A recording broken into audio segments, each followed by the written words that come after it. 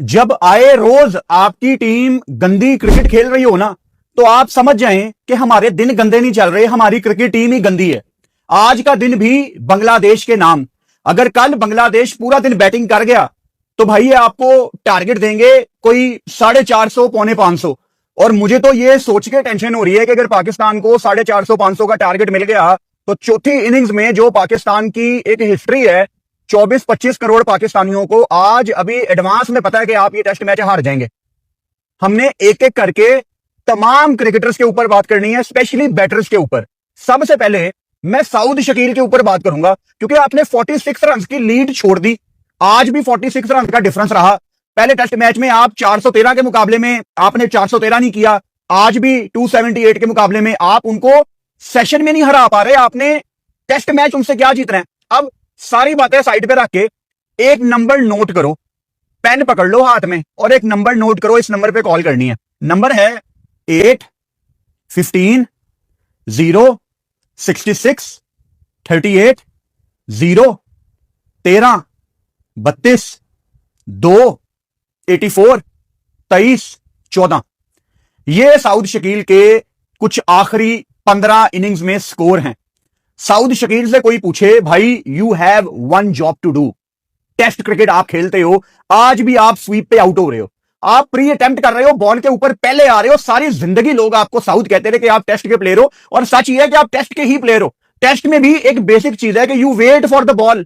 आप बॉल को आने देते हो। आपने 10 मिनट पहले सोचा होगा कि मैं स्वीप करूंगा, मैं बॉल के ऊपर चला जाऊंगा तो टॉप एज तो लगना ही लगना है। अब साउथ को क्या करना है?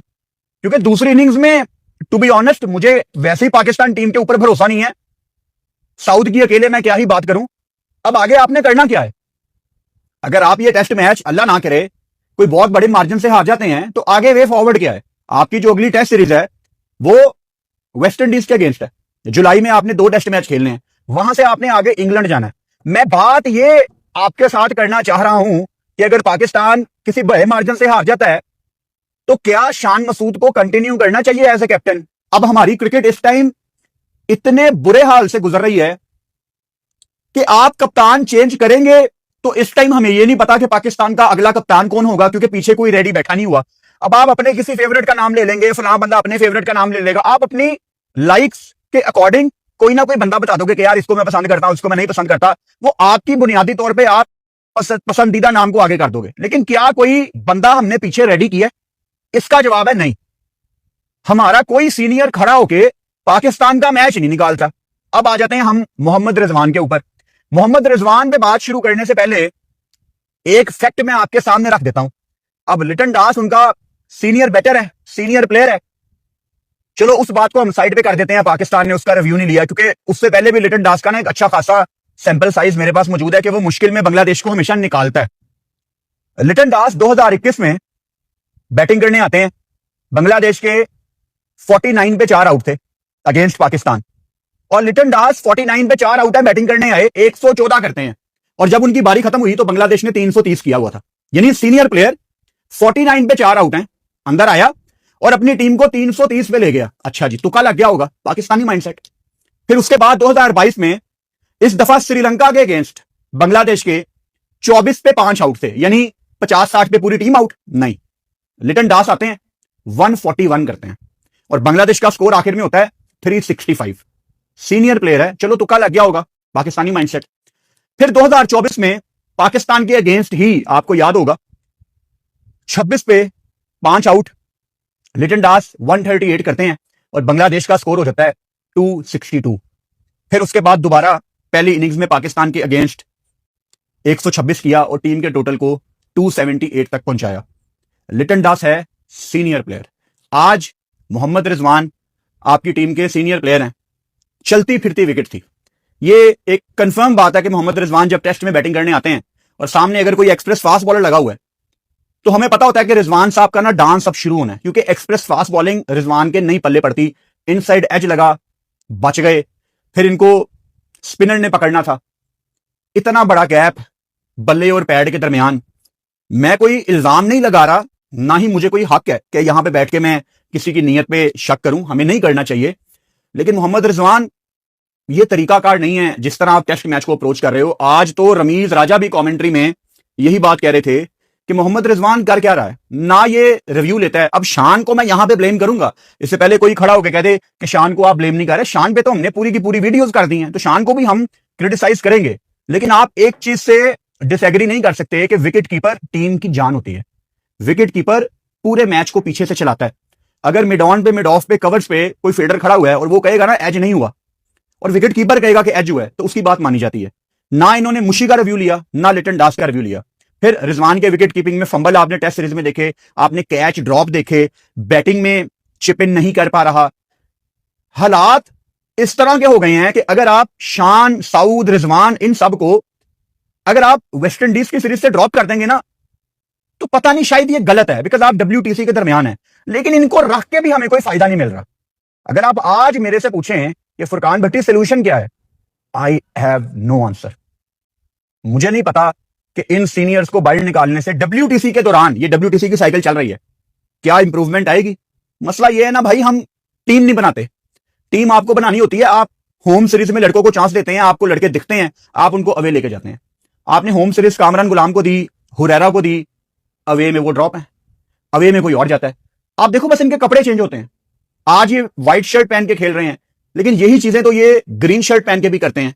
आपको दिखाया जाता है हारिस, आपको दिखाया जाता है सुफियान मुकीम, लेकिन टूर्नामेंट में जाता है उस्मान तारिक, ख्वाजा नाफे। तो लड़के वही हैं, बस कपड़े चेंज हो जाते हैं और गलतियां सेम है। तो आपको समझ आनी चाहिए कि ये शायद किसी एक आधे बंदे का मसला नहीं है, ये कलेक्टिवली पूरे सेटअप का मसला है। मिसाल के तौर पे आज जब टी ब्रेक हुई है, तो टी ब्रेक में नहीद राना अंदर नहीं गया ड्रेसिंग रूम के, क्योंकि बांग्लादेश को उस टाइम विकेट चाहिए थी। नहीद राना 15-20 मिनट प्रैक्टिस पिच पे बॉल करता रहा। गर्मी है यार, इट्स हॉट एंड ह्यूमिड इन सिलहट, लेकिन वो अंदर नहीं गया। अतर अली खान ने उसकी स्टोरी भी लगाई हुई थी अपने फेसबुक पेज पे, वहां से मैंने देखा। On the other side Abbas आज बॉल कर रहे थे, जो कि यही उनका पेस है, 122, 123, 124। मुझे उससे कोई मसला नहीं है, बिकॉज अब्बास आगे इंग्लैंड में अच्छी बॉलिंग ही करेगा, उसके पेस के लिए ये काफी है। अब्बास एक टाइम पे आज बॉल कर रहे थे 127 तक। On the other side Hasan Ali 128, 129 का स्पेल करा रहे थे लगातार। अब्बास 126, 127, हसन अली 128, 129, नहीद राना 150.3, 150। ऐसे ही पाकिस्तानी मजेदार वीडियो देखने के लिए चैनल को लाइक एंड सब्सक्राइब करें। धन्यवाद। 2 तस्कीन अहमद 140, 142, 144, 143, 130, ये सारी चीजें चल रही हैं। शरफुल इस्लाम 134, 135, इबादत हुसैन पहले मैच में 136, 137। हम अगर शहीन की बात करते हैं, हालांकि हसन की लाइन लेंथ बहुत अच्छी है, लेकिन जमीन आसमान का फर्क है। चलो मैं 150 डिमांड नहीं कर रहा यार, वो तो चलो एक्सप्रेस फास्ट बॉलर है, लेकिन हसन को एट टाइम्स 140 तो टच करना चाहिए ना यार।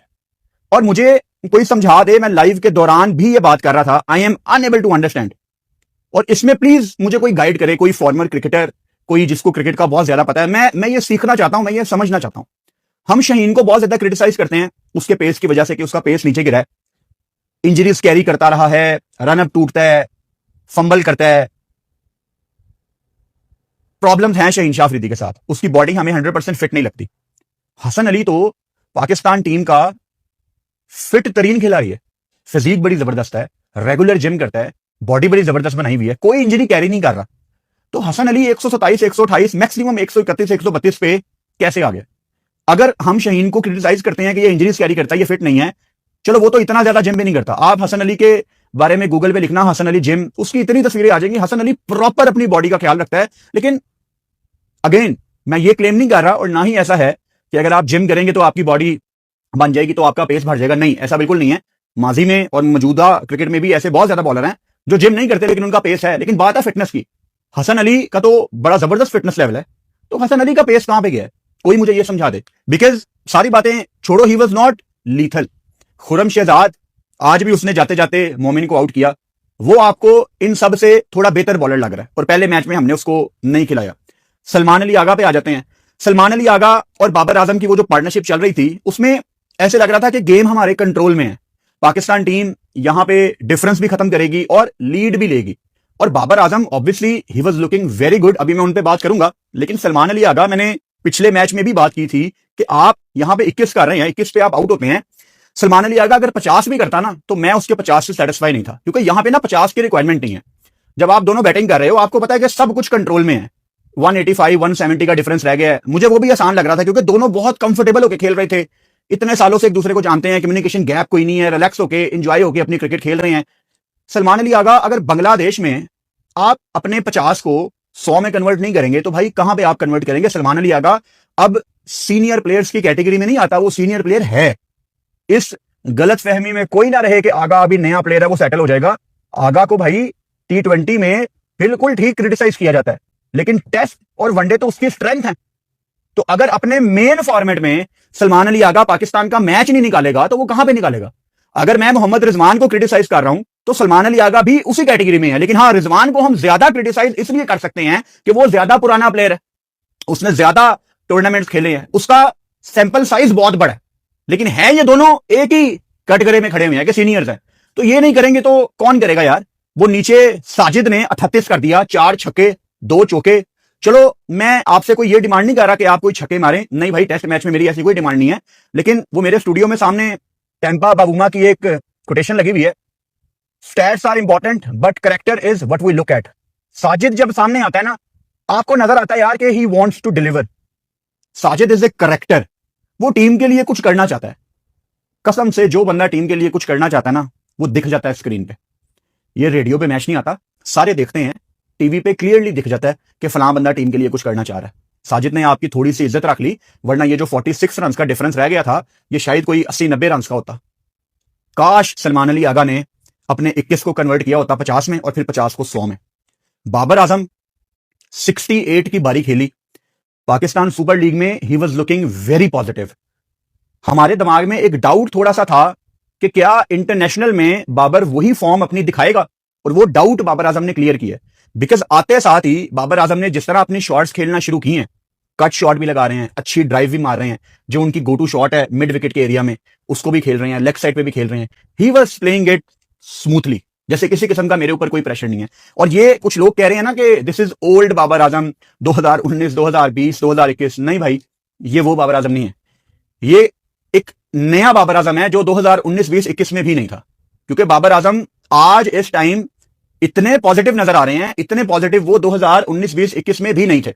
मिसाल के तौर में PSL में आपने देखा जिस तरह 90s में आके चौका मारना, छक्के के साथ 100 करना, और आज आते साथ ही अपनी शॉट्स को बैक करना। हालांकि शान मसूद, उनके ऊपर अभी मैं आऊंगा, उनकी विकेट गिरती है, अपनी शॉट्स को बैक करना, अपनी स्ट्रेंथ को देखना, ऑपोजिशन से ना डरना कि इनके पास क्या है, अपनी शॉट्स को बैक करना कि मेरे पास क्या है, मैं किस तरह डोमिनेट करूंगा। तो ये चीज आपको क्लियरली बाबर आजम के अंदर नजर आती है।